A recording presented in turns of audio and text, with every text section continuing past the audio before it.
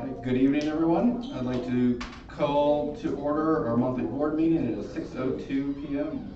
Tracy, will you do the roll? Trustee Gaffney. Here. Trustee Kennedy. Here. Trustee Manheim. Here. For the record, Trustee McManus and Seifert. Okay, thank you. Please join me in the Pledge of Allegiance. I pledge allegiance To the flag of the United States of America and to the republic for which it stands, one nation under God, indivisible, with liberty and justice for all. All right. Before we jump into the agenda, do I have a motion to make Trustee Kennedy Secretary Pro Tem for the evening?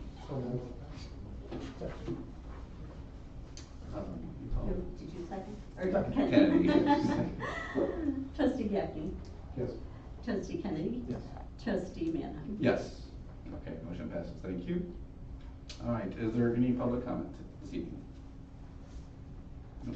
Okay, that will take us into our reports. We'll start with the financial report. All right, good evening, everybody. Let's walk through the 2 months ended June 30th.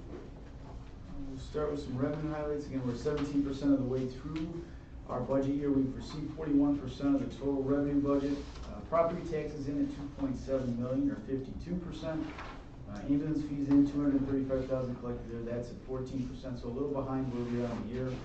No PPRT and interest looks good at about $40,000 or 19%, so about 2% better. I know John is here from Sawyer Faldugo, so we'll talk investment portfolio here in a minute. In terms of the revenues line by line, again, taxes in at 52%, up 15. Ambulance fees in at 14%, up 67. So both of the major revenue streams look very good to start the year, 2 months in. We're about $3 million in total. Our budget's $7.3 million, so we're at 41% of the budget, up 18%. Revenue distribution-wise, property taxes make up 91%, interest 1, ambulance fees 8. For the month of June, pretty consistent, $122,000 collected there. Brought our average to about 117. We want to be at 136, so just a little bit behind. But again, there is kind of an ebb and flow to those collections, depending on when Medicare pays, that kind of thing. In terms of expenditures, 17% of the way through. We're at 25% of the total budget. Operations, though, at 11%. Salaries in the contract at 12% on 426 payrolls. Contractual services at 10. Vehicle maintenance and fuel at 7. We did have a little bit of capital spend, obviously, with the new station construction. So Station 3, about $1.9 million. New engine, $407,000, and then some bond and interest payments of $222,000. But again, to start the year, we're on track in terms of our budget trend. Personnel's in at 12%. We're actually down 17% from what we spent at this point last year. Contractual services at 10% of the budget. Materials and supplies 13, fire station 10. So everything kind of under that 17%. That's what I want to see. $595,000 in total. We budgeted 5.2 for ops, so we're at 11%. We're down 14% from last year's spend. Debt service, just that interest payment of $222,000, and then about $2.3 million in total for capital. That's about 41% of the budget for the year. Distribution personnel is 87%. Contractual services 8. Materials and supplies 2. Vehicle maintenance and fuel 2. So again, still in just a small deficit position to start. Again, $109,000. That's just because of the capital spend. We do get carryover money from the previous year's bond issuance. So that's where you see that money going. $6.7 million to start. We're at about $6.5 million in ending fund balance. Again, $2.2 million of that is what's drawing on the capital fund that started about $4.9 million. So about $2.6 million left in capital. As we look at the trend in terms of we take out the capital and debt service, we're about $2 million in revenues and about $595,000 in expenditures for operations. That's actually below last year at this time, and it's just slightly above the year before. All in terms of the bank, $6.1 million across all accounts. Again, right now rates are holding, but we know the Fed's going to probably be coming up on a rate cut here that will affect the money markets. Again, John's here from Sawyer Faldugo, so I think I'll just segue right into him, if that's okay for the board. John, it's all yours. Thank you. I'm going to stand over here because John's heard this 100 times, so he doesn't need to see me. It makes it easier for me to see everybody. First of all, I know there's I think you have some new faces on the board and that kind of thing, so just a quick introduction. I'm John Faldugo from Sawyer Faldugo. Our responsibility day in and day out is to manage investments on behalf of our Illinois Police and Fire pension funds, meaning holding cash these days since they consolidated all those funds into one big state-run pool, as you probably know. But we continue to aid with cash management and making sure enough bills and benefit dollars are available, but also getting money to the consolidated fund for investment very promptly.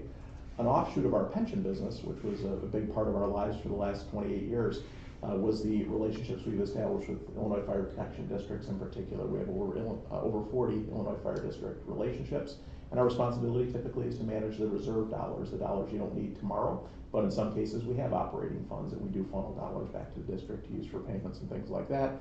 But we have kind of what I would call reserve dollars for you guys, and we'll run through our normal monthly report with you if I could.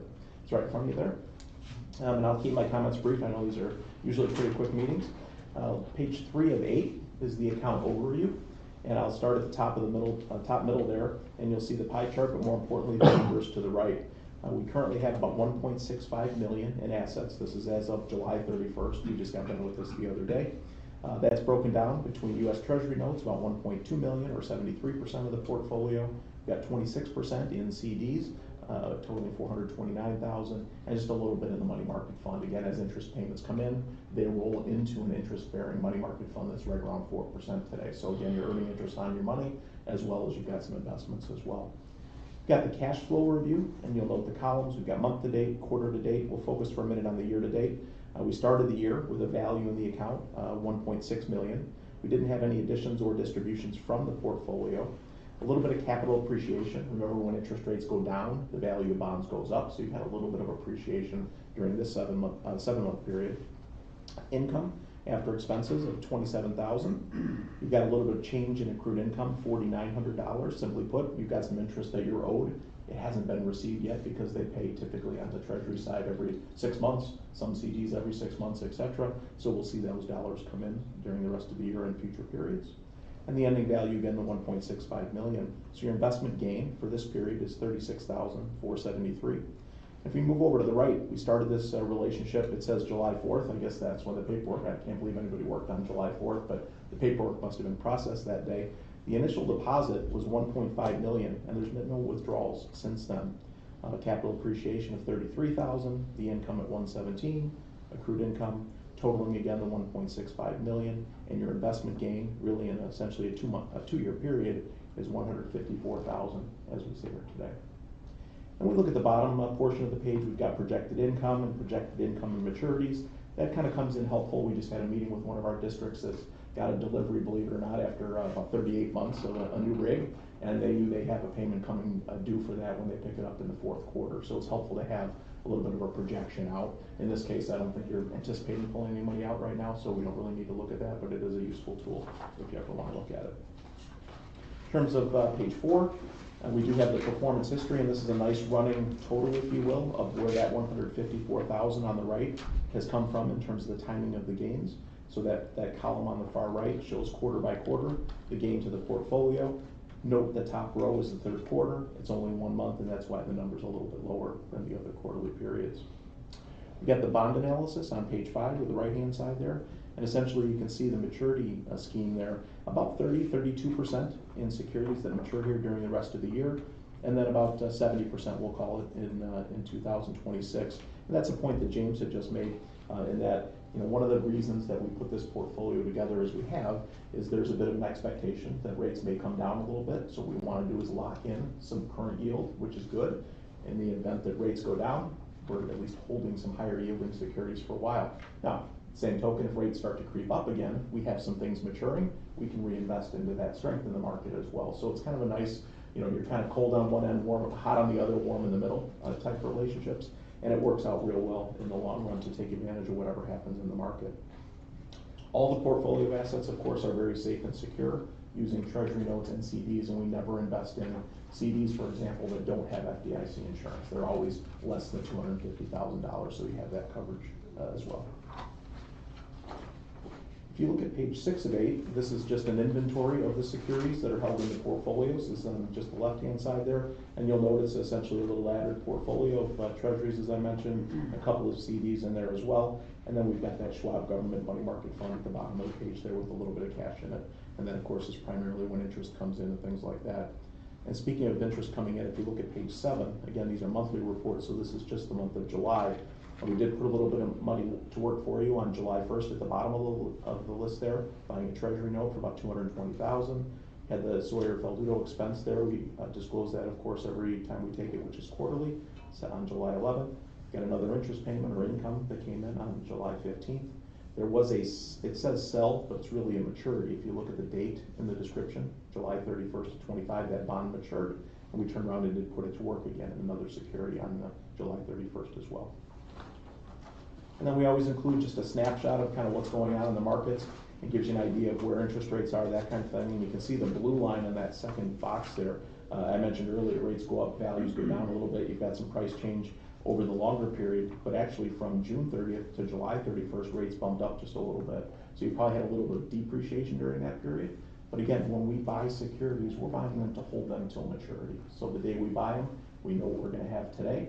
We know the income stream, and we know the value at the end. So those interim fluctuations are really just a paper notation, if you will. There's no issues there. That's about how quick I try to do it to keep you guys moving along, but I'm also glad to answer any questions that I can, and we're certainly glad to help you. Anybody have anything for me? All good. All right. Thank you. Very good. Thank you. Thank you. Appreciate it.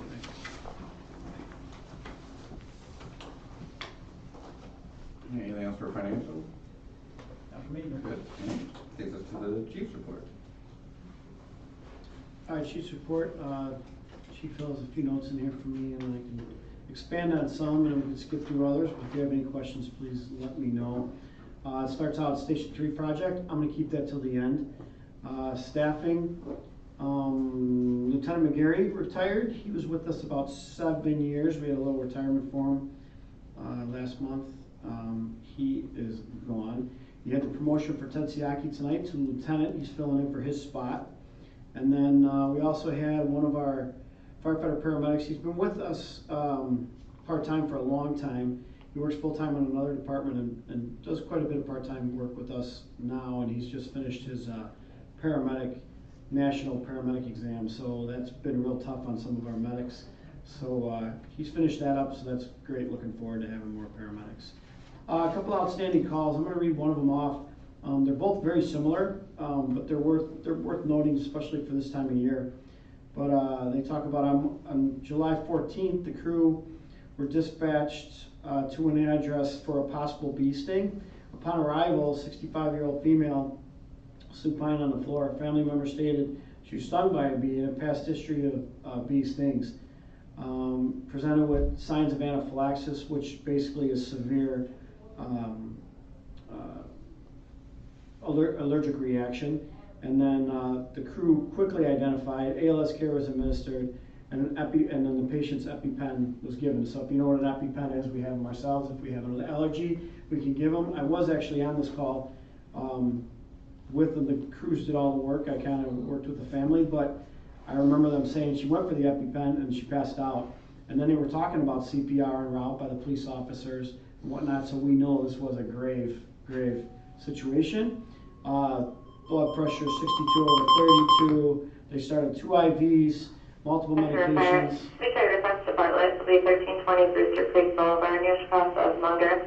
To do with an ambulance for a fire alarm, Central Sector Fire Department, usually request to Bartlett, 1320 Brewster Creek Boulevard. And then basically, long and short, she did really well after it, but it wasn't a very serious call. The other call was they happened to be the same crew on the 17th, the next shift, 3 days later, almost the same situation. I happened to be at that one as well, where a man was in the backyard and he was stung by a bee, and the same, I mean, it was almost like the same call. We were talking about CPR, and when you're talking about that, it's bad. So they killed her on that call as well. So they all did really well. It's happening. We go to a lot of bee stings or nothing. We just went to another one the other day, but he knew he was allergic and called us over here at a business down the road, and they can go fast. So the guys those are the calls. The guys have to really react quickly. They did a great job, guys and gals, sorry.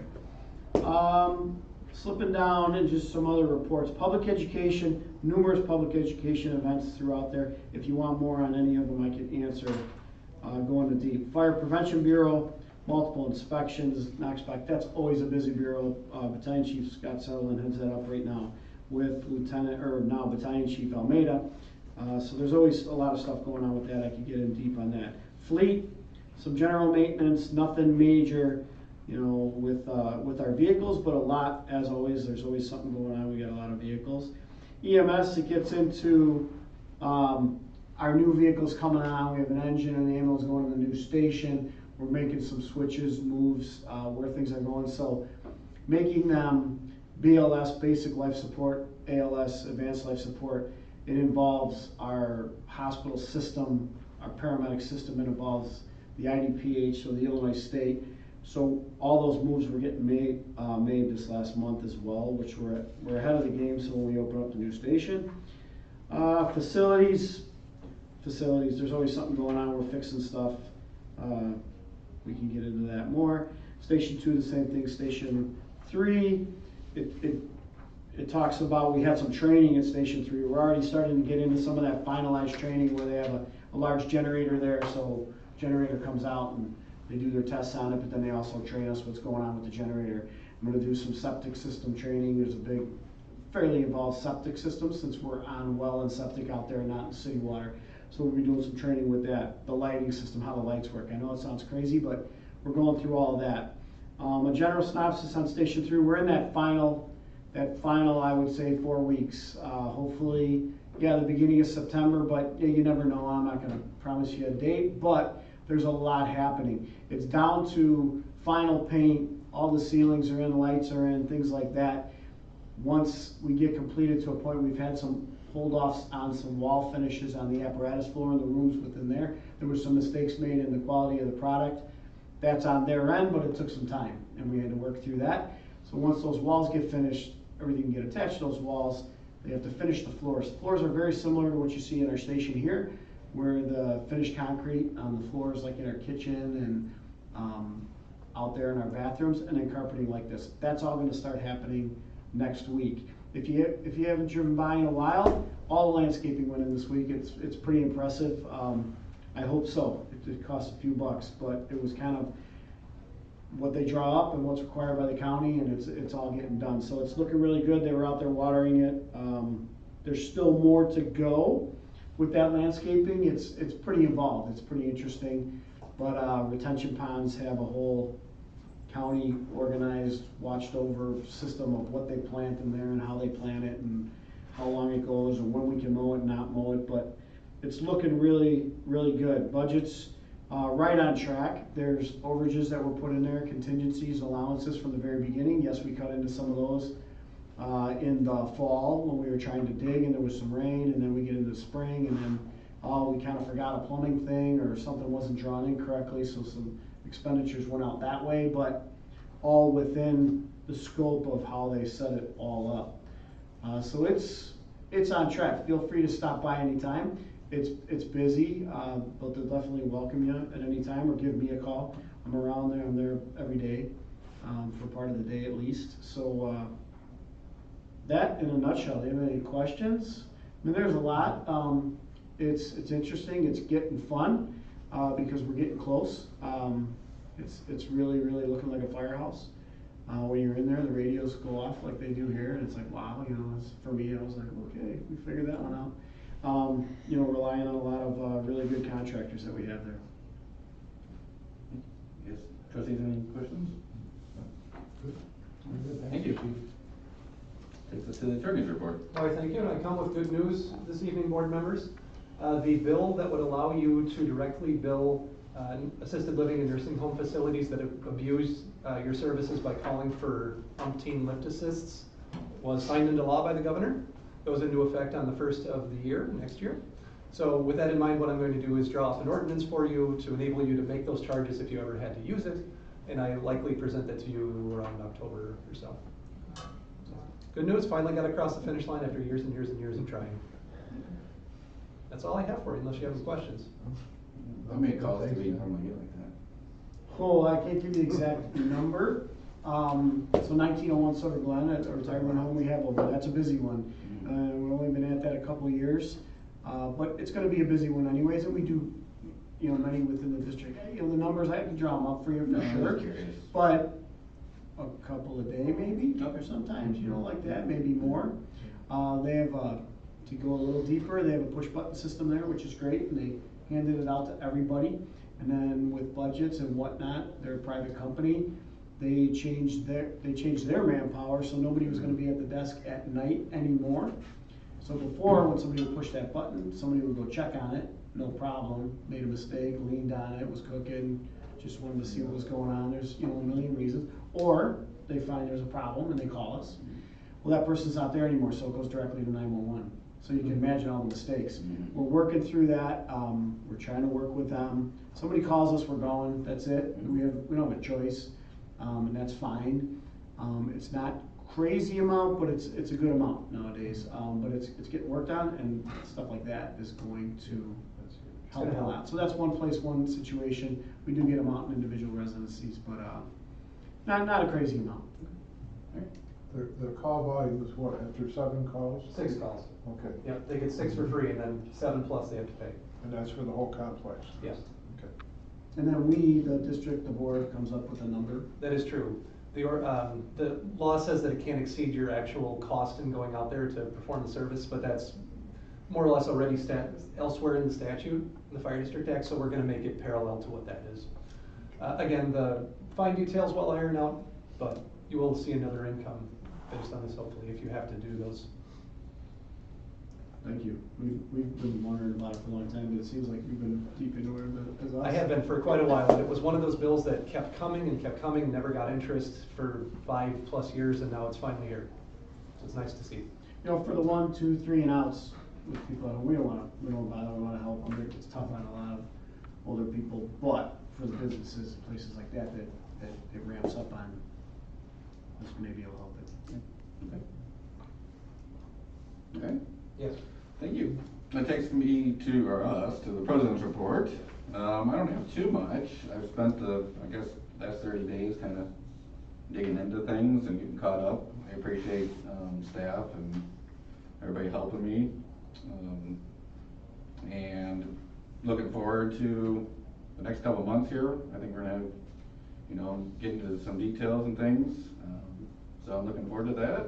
And actually did get to see Call in Action the other day, and how quickly you guys responded and assessed the situation and handled it.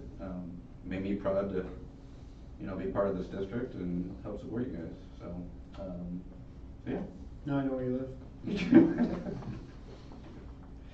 But I think it does kind of speak to what you spoke to earlier about the excellence and striving, and I think that, just taking it in as a layperson, seeing you guys in action, Well, thank you. It's huge, and it's why we're here, and that's the community, and we're out dealing with the community out there, which is all good stuff. Absolutely. It makes our job fun.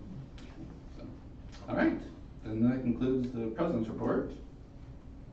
Do I have, or I guess first, are there any, for consent agenda, are there any items anyone would like to remove? I want to pull item G. Item G? The approval of the monthly invoice. Okay. All right, anything else? All right, do I have a motion to approve consent agenda items A through F? So moved. Second.